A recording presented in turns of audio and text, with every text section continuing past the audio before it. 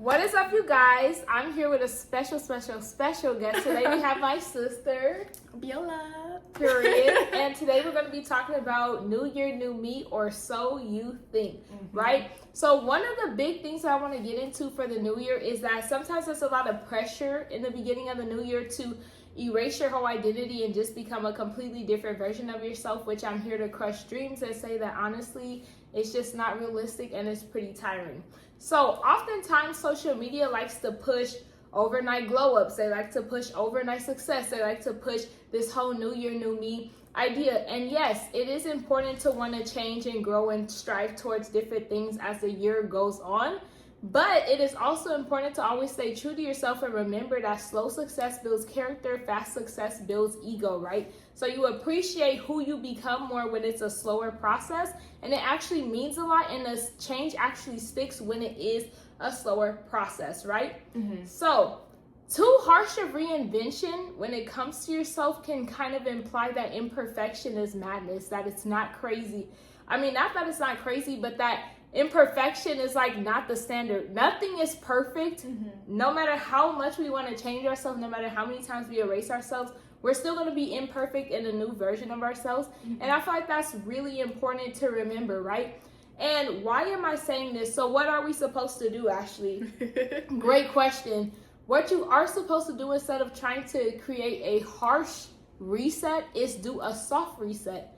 Like I said, slow success builds character, fast success builds ego, right? So it's all about analyzing, note-taking, whatever it takes for you to kind of tap into that self-awareness and see what slow changes can you slowly create to change. Anything you want to add before I continue?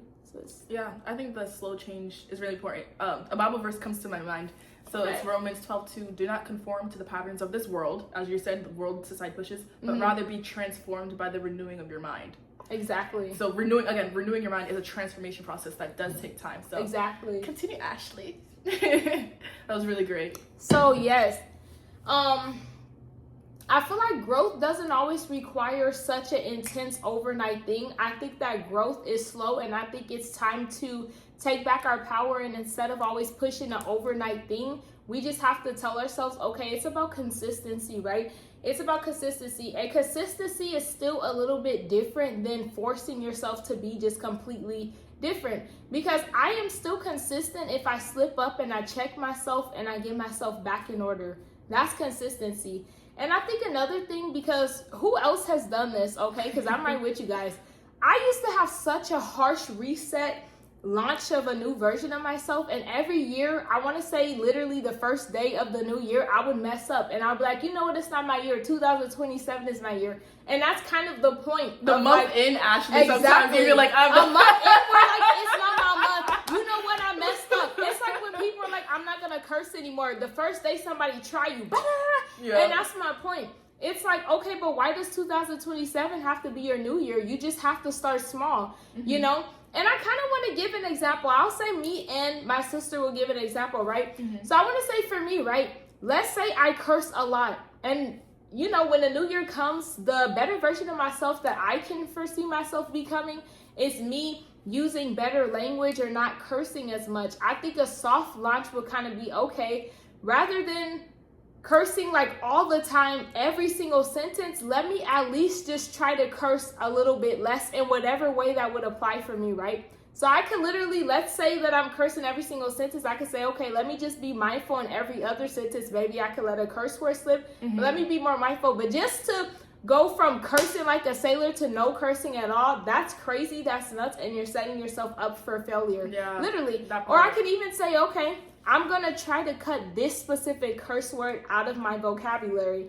And it's like, okay, yes, you're still cursing, but you're cursing less when you're still trying to cut out a certain cuss word, right?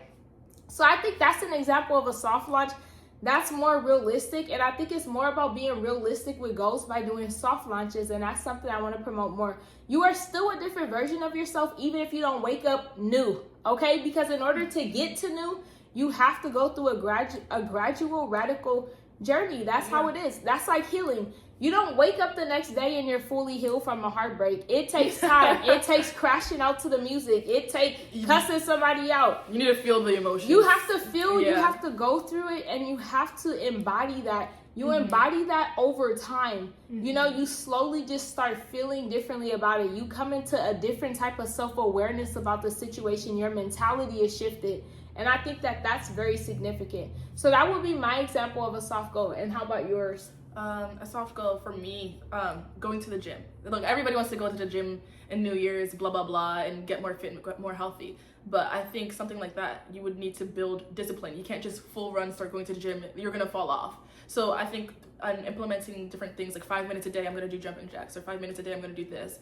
And setting goals and standards for yourself that are, like what Ashley's been saying, realistic. Like, sometimes you're not going to feel like going to the gym, but maybe you can do something to make yourself, like, still work out without feeling, oh, I fell off my plan, now I'm not going to go to the gym for 1 month or 2 months, because that's what happens to me. So as long as you have a consistent goal that you can meet every day, 5 minutes, you're going to be good, you know? Yes. And I think something back to what you were saying, geez, I almost forget. It gave me chasing, like, trying to be perfect, you're like creating an idol of your future self in your head. Yes. And creating that idol, you're gonna like Ashley's been saying, you're always gonna fail, because just like when in relationships, when you create a version of somebody else in your head that's not real, and then you're disappointed. You fall in love with the idea and not the actual thing itself, and you never want to do that to yourself. If you fall in love with the idea of yourself, you're gonna let yourself go, sweetheart. And no one else is gonna love the idea. We're gonna look at the real, because on this page we look at real and we don't look at fake and what's presented. We look beyond that, right? Exactly. And I feel like, as we were touching on, you can still become her, you can still become him, you can still become them, however your pronouns are, without having to feel like you have to really erase yourself and just really start over and really construct yourself from scratch, because that's honestly not how it works. Even when we think we're making ourselves from scratch, we're still starting off with the base, literally, right? Because you are who you are. Literally, you can change certain things and become more self-aware to control certain things, but you're never fully starting yourself from scratch. Otherwise, that's like you're creating yourself like you're God or something, right? Yes.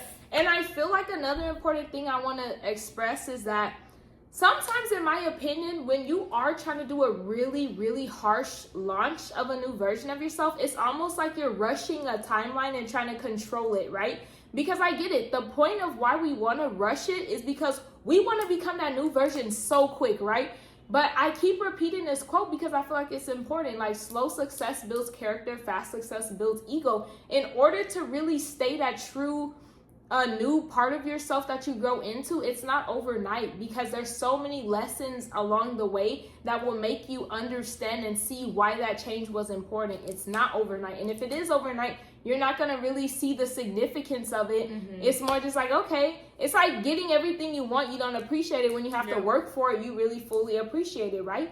And you see the importance of it. And I feel like we have to remember, we can't necessarily control timelines. You become you the way that God meant for it to happen and take place. I feel like we all have like those parts of our journey that we're meant to go through to get to that better version of ourselves. So we can want better, we can strive, guys, but it's all about being realistic and a soft launch, you know? Things that work well, setting ourselves up for success rather than destruction or just something unrealistic, you know? Yeah.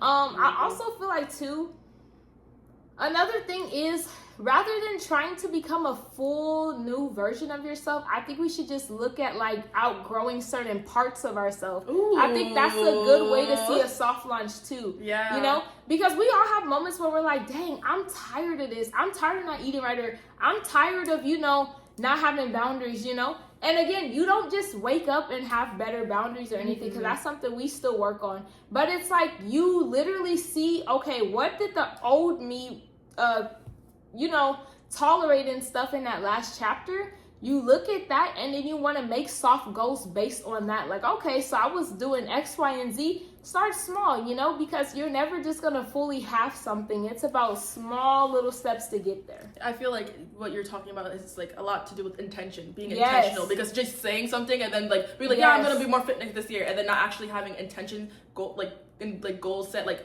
exactly for it to actually happen. It just, again, you're just going to be chasing an idealized version of yourself. Yes. So I want to be very much more intentional this year in 2026. And also, this is so random, but let's give it up for this fit because Mama is eating over Styled here. by Ashley. Mama is eating. Ashley. I saw those jeans. I said, yes, this is like, let's just talk about it, okay? That was a quick shout out because I'm like, those jeans are eating down, okay? It's giving shape, hair, body. I don't know. Let's give it up for the lashes and the hair. We're wearing the same hair, but you see the way she's wearing it? Because we're like, twins almost. Yeah. So, it's cool. But the way she's wearing it, she's wearing this hair down.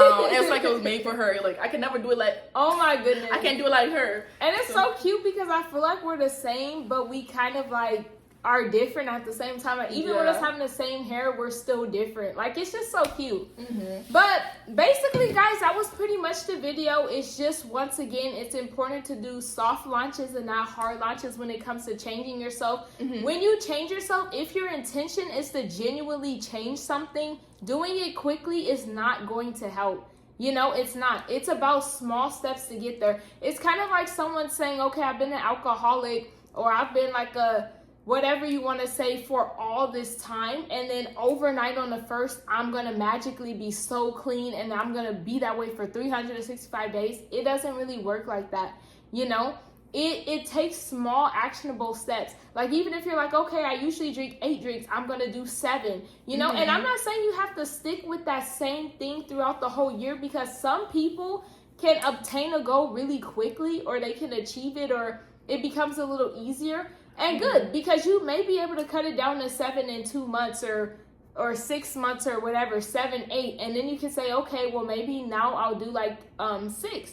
Like, it's just all about taking it small. And like I said, you usually really change the most when you're prepared.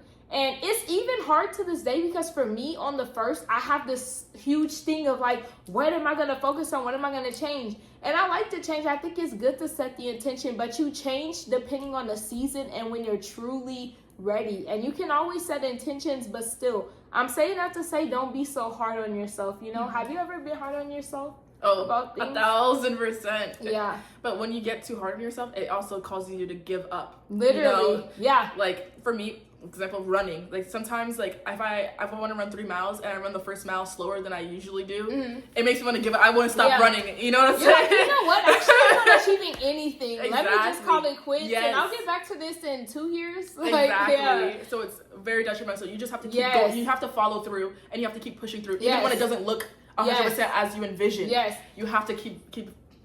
And honestly, another thing that comes to mind that helped me is when a goal is more realistic and when it's more small, it's easier to feel that you want to stick with that goal and achieve it, because it seems realistic to achieve. It's like when your goal is literally out of this world, out the park, it's like, why? Like, I would just wake up and be like, what was I thinking? And then when you do mess up, you're like, that was too hard anyway. You know what I'm saying? So you want to start with something that's realistic, because if you mess up on something small, you'll be like, I don't have a problem getting back to that. That's something I can do. That's what you want to really do. So it's all about just playing it smart, setting yourself up for success. Small achievable things, soft launches, Do you recommend them journaling or something? Oh, yeah.